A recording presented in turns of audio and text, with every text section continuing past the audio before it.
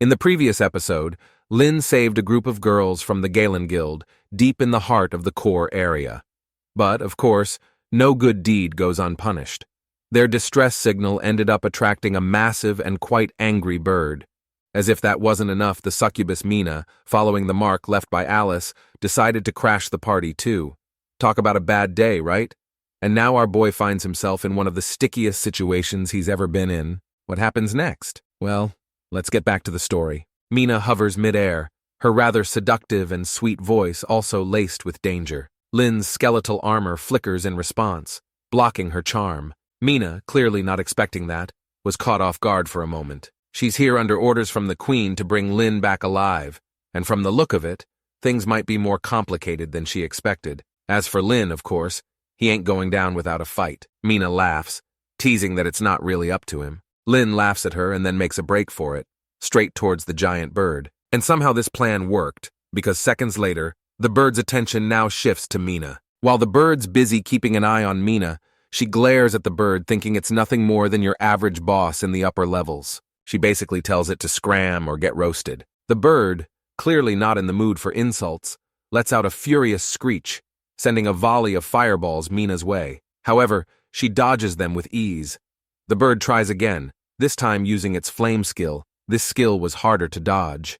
So Mina curled together and formed a purple barrier that protected her. At the same time, she quickly realized her shield was draining fast.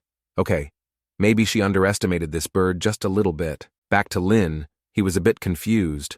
The two seemed to forget he was even there.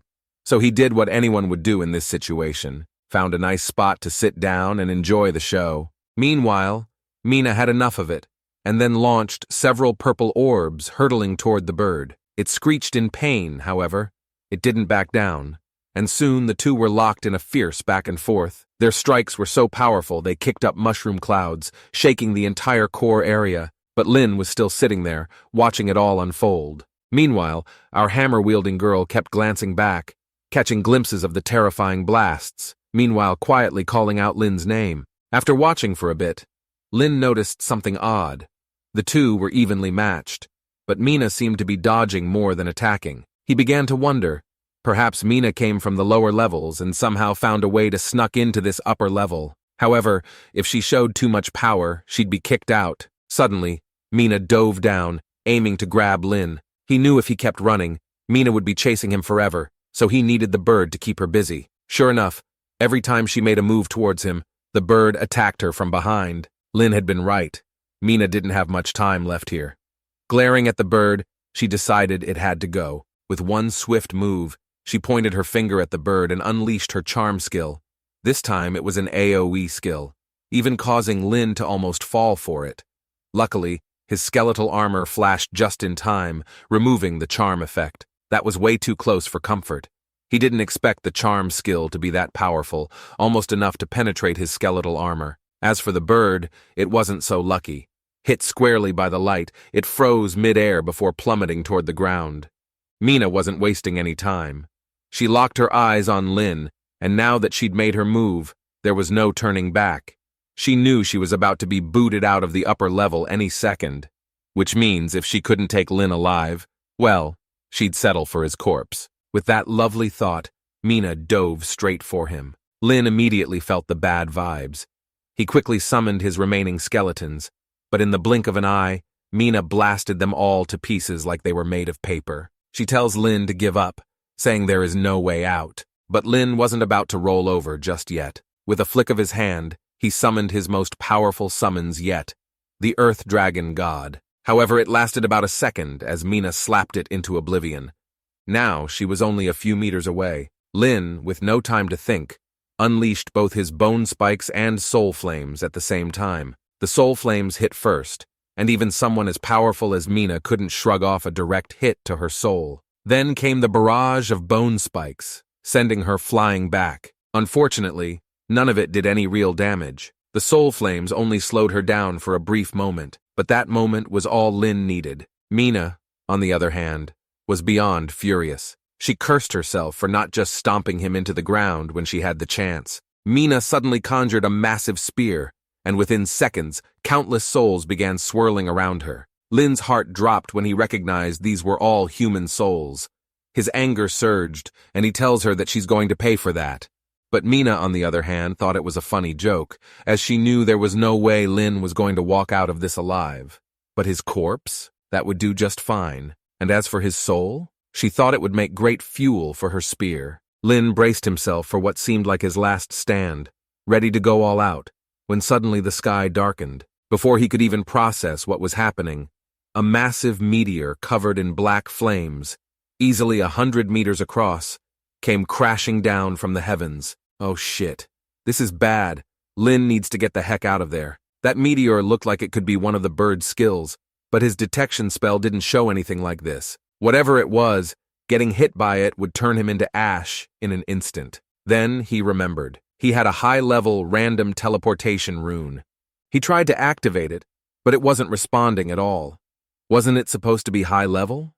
But anyway, he wasn't fast enough on his own, so he summoned his skeleton once more, hopped onto the nearest skelly, then bolted away. But even with that, it didn't take long before the meteor hit the ground. The impact wave, alongside its black flames, swept over the land, sending Lin flying into the air along with his skeletons, who were scattered like dry leaves in a storm. As Lin hurtled through the air, crashing through countless trees, he finally smashed into a massive boulder. His skeletal armor shattered the instant the shockwave hit, but he kept resummoning it, again and again. Along with his damage transfer talent, he somehow, miraculously, survived, but just barely.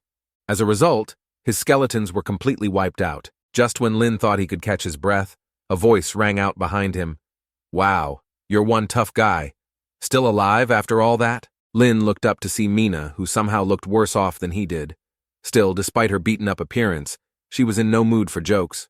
She could still crush him like a bug, but Lin, ever the gambler, raised one hand to show her the primordial rune on the back of his hand, telling her she could give it a shot, but she might just end up on the receiving end of a nasty surprise. In his mind, despite his skeleton army being down to almost nothing, he was betting on one thing, that Mina had no idea what skill he got from the rune. Seeing Lin's confident smile, Mina hesitated for the first time. She was hurt badly, and she knew primordial runes always offered some compelling skills. Just then, a portal opened behind her, and a powerful force began pulling her in. Mina didn't resist. She just looked at Lin one last time while saying, "Looks like Lin got lucky this time. She's not taking him back. But Lin should take care not to get eaten by that big bird." Lin remained battered, but somehow, against all odds, still in one piece. "Not one to back down," Lin shot back at Mina. "Next time they meet, he will make sure to finish her off." Mina just let out a playful laugh as her whole body was pulled inside the portal, her final words echoing, saying she was definitely going to eat Lin next time. With her finally gone, Lin let out the longest sigh of relief. He had never been in such a rough spot before, but hey, he survived. Again, just barely. Then it hit him. What happened to the giant bird? Though he couldn't see it, off in the distance, a black fire still raged, right where that meteor had slammed down. Curiosity got the better of him. Now, if this were a horror movie, we all know the rule. Don't investigate the creepy fire. But hey, Lin's the protagonist. He's got plot armor, right? Making his way to the massive crater, Lin spotted something unusual. An egg. His detection spell pinged with information. Ancient phoenix, currently in rebirth, invincible state. A chill shot down Lin's spine. Yeah, curiosity is officially over. He turned and bolted because if that thing finished its rebirth, there wouldn't be any running away. The flames continued to rage behind him as Lin made his escape from the core area. Just as he reached a safe distance, the bird's rebirth was completed.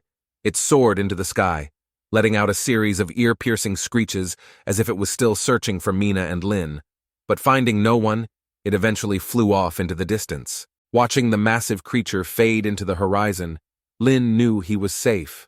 For now. First things first, he needed to rebuild his skeleton army. Hopefully the rest of his crew had made it out okay. However, he made a vow that one day he would certainly bring that bird down. Meanwhile, on the other side, the hammer-wielding girl slammed a huge gravestone into the ground. It was heavy, and written on it were the words, "Here lies the hero of humanity, Lin." She sobbed uncontrollably, her tears soaking the ground as she looked toward her captain, wanting to recover Lin's body. But the captain shook her head with a heavy sigh. With those flames? She's afraid there's nothing left of him. Seeing the girl so heartbroken, the captain's own eyes welled up. She tried to console her, saying, What if he really did survive? But deep down, she knew the odds were slim. Without Lin, their entire squad would have all died here. He was truly a hero, but such was the cruelty of the eternal trial grounds. Just then, a squad member sprinted over, reporting that a dungeon had appeared nearby. And the bad news is that dragons and demons were making their way toward it. The captain's face turned serious as she ordered everyone to prepare for battle. Half an hour later, Lin arrived at the scene. What greeted him was a massive gravestone, and it happens to be his gravestone, in fact. He stood there in disbelief, staring at his own name carved into the stone. Seriously? He muttered to himself. Are these people idiots or what? Lin summoned a skeletal warrior and had it chop the gravestone into pieces.